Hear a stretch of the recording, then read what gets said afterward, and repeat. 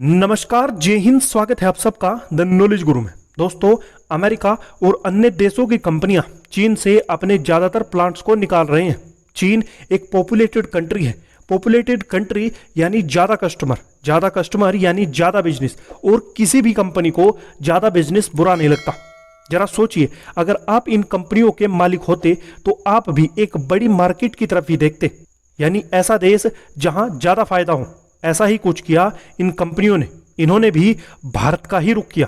भारत सरकार विदेशी कंपनियों को इनविटेशन दे रही है कि हमारे यहां अपने प्लांट्स या फैक्ट्री लगाइए और भारत में ही प्रोडक्शन शुरू करिए, और भारत इसमें कामयाब भी हो रहा है। अभी जो मैं खबर आपको देने जा रहा हूं वो भारत के लिए और टाटा ग्रुप ऑफ इंडस्ट्री के लिए एक बहुत बड़ा अचीवमेंट है। आदरणीय श्री रतन टाटा जी की कंपनी एक डील को फाइनल करने जा रही है जिस पर वो लंबे समय से काम कर रही थी। ब्लूमबर्ग की एक रिपोर्ट के अनुसार टाटा ग्रुप एप्पल की सप्लायर फैक्ट्री को एक्वायर यानी अधिग्रहण करने वाली डील को फाइनल करने वाला है। इस रिपोर्ट के अनुसार ये एग्रीमेंट साल 2023 के अगस्त महीने के शुरुआत में साइन किया जाएगा। अगर ये सफल रहा तो ये भारत के लिए एक बहुत बड़ा माइलस्टोन होगा, क्योंकि ये पहली बार होगा जब कोई लोकल भारतीय कंपनी आईफोन असेंबल करेगी। टाटा के अधिग्रहण का लक्ष्य साउथ स्टेट कर्नाटका में स्थित विस्ट्रॉन कंपनी है। ये फैक्ट्री इस समय आईफोन 14 के प्रोडक्शन के लिए जानी जाती है। रिपोर्ट के अनुसार विस्ट्रॉन ने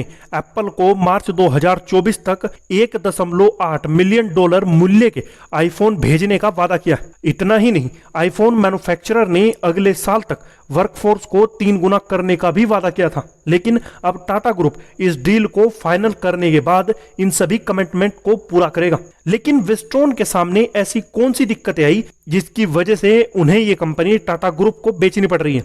विस्ट्रॉन ने भारत में अपनी आईफोन असेंबल करने वाली फैक्ट्री को बेचने का निर्णय लिया है, क्योंकि कंपनी को एप्पल के टर्म एंड कंडीशंस के हिसाब से भारत में प्रॉफिट कमाना मुश्किल हो रहा था, जिसके कारण उसे वियतनाम और मेक्सिको जैसे देशों में अपने मेन आईटी मैन्युफैक्चरिंग ऑपरेशंस पर ध्यान केंद्रित करने के लिए यह डिसीजन लेना पड़ा। प्रोडक्ट की डिमांड को देखना और उसे विभिन्न यूनिट तक भेजने के लिए प्रभावी प्रणालियों की कमी के कारण भी विस्ट्रॉन को स्ट्रगल करना पड़ रहा है। इसके अलावा इंडिया और चीन के कल्चरल डिफरेंस से भी विस्ट्रॉन प्रभावित हुई है। कंपनी को बचाने के अपने कई असफल प्रयासों के बाद विस्ट्रॉन अंततः अपनी आईफोन असेंबल करने वाली फैक्ट्री टाटा ग्रुप को बेच रहा है। टाटा को विस्ट्रॉन फैक्ट्री में आईफोन के प्रोडक्शन की मौजूदा क्षमता में सुधार करने की जरूरत है। टाटा ग्रुप आईफोन के अगले मॉडल आईफोन 15 को असेंबल करने के लिए टेस्टिंग कर रहा है। इस समय भारत में कई विदेशी कंपनियां अपने प्लांट लगा रही हैं, और रोजगार बढ़ने के साथ साथ भारत की